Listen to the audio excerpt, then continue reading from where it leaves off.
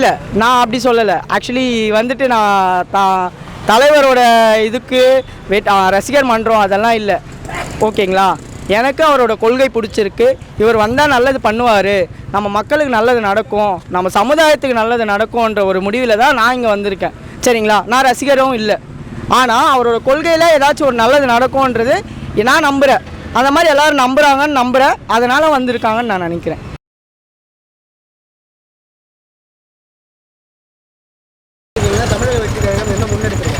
தமிழக வெற்றி கழகம் என்ன எடுத்திருக்காங்கன்னா, இந்த எஸ்ஏஆரை வந்துட்டு 1 மந்த்துக்குள்ளே பீரியட் டைமில் முடிக்கணும்னு சொல்லிட்டு ஒன்றிய அரசு கொடுத்துருக்காங்க.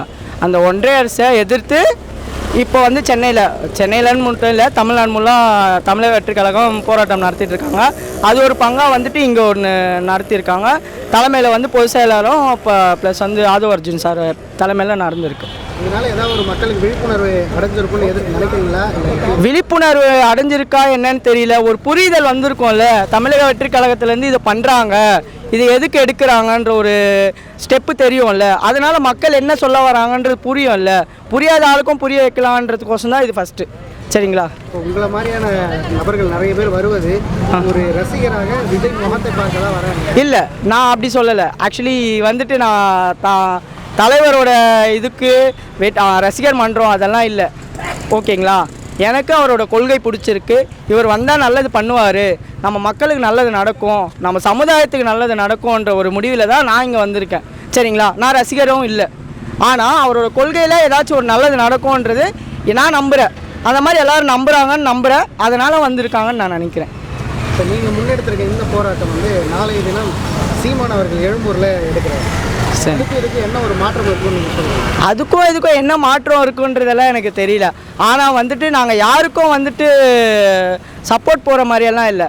தமிழக வெற்றி கழகம் என்ன ஸ்டாண்ட் எடுத்திருக்காங்க, நம்ம வந்து மக்களுக்கு நல்லது பண்ணோன்ற ஒரு முடிவில் வந்திருக்காங்க, நோக்கத்தோடு வந்திருக்காங்க, அது பண்ணுவாங்க கண்டிப்பாக. இப்போ 2026 தேர்தலில் வெற்றி பெற்றோன்ற மாதிரி தலைவர் சொல்லிட்டாரு. ஆமாம், ஆனால் கூட்டணியே இல்லாமல் இருக்கிற ஒரு கட்சி, 70 ஆண்டு காலம் கூட்டணியோட பலம் வாய்ந்த கட்சி, அவர்களை வீழ்த்திடுவாங்கிறது நடைமுறையில் சாத்தியம். அது நடைமுறை சாத்தியப்படுத்தணும்னு தானே தலைவர் வந்திருக்காரு, கண்டிப்பாக படுத்துவார். அதுக்கான என்னென்ன பண்ணணுமோ மக்களுக்கான விழிப்புணர்வு, நீங்கள் சொன்ன மாதிரி விழிப்புணர்வு காட்டுவோம். இந்த கட்சி வந்ததுன்னா நல்லது பண்ணுவோம், மக்கள் வந்து புரிதல்ன்றது நிறைய நம்பிக்கையை ஊட்டுவோன்ற ஒரு விதத்தில் தான் வந்து தமிழக வெற்றி தலைவர் வந்து சொல்லியிருக்காரு, சரிங்களா. அது நடைமுறைப்படுத்தணுன்றதுக்கோசம் தான் நாங்களும் போராடுறோம். கண்டிப்பாக வந்து அவரை 2026 தலைவர் ஆக்கணுன்றது தான் எங்களோட குறிக்கோள். எஸ்ஐஆர்னா என்ன, ஏன் எஸ்ஐஆரை எதிர்க்கிறோம்? எஸ்ஐஆர்ன்றது வாக்காளர் இதுவை நம்ம வரைமுறைப்படுத்தணுன்றது, ஆதார் கார்டோட லிங்க் பண்ணணுன்றது தான் எஸ்ஐஆர், சரிங்களா. எஸ்ஐஆரை வந்துட்டு என்ன பண்ணணும்னா, நீங்கள் வந்துட்டு ஒரு குறிப்பிட்ட டைம் கொடுக்கணும். டைம் கொடுத்துட்டு இது எல்லாமே பண்ணோன்னா, இப்போ எப்படி பேங்க்கில் வந்து Aadhaar card PAN card attach பண்ணிவிட்டு நம்ம பேங்க்லேருந்து டெபாசிட் அமௌண்ட்டை எடுக்கணும்னு சொல்கிறோமோ, அந்த மாதிரி தான் இதுவும், சரிங்களா. அதுக்கான ஒரு டைம் கொடுக்கணும். நம்ம எல்லாருக்கும் கால அவகாசம் கொடுத்தா தான் எது ஒன்றாலும் நடைமுறை கொண்டு வராதான்றது தெரியும். நீங்கள் 2 மாதத்தில் என்ன பண்ண முடியும்?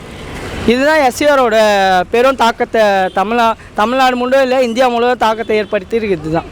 நன்றி.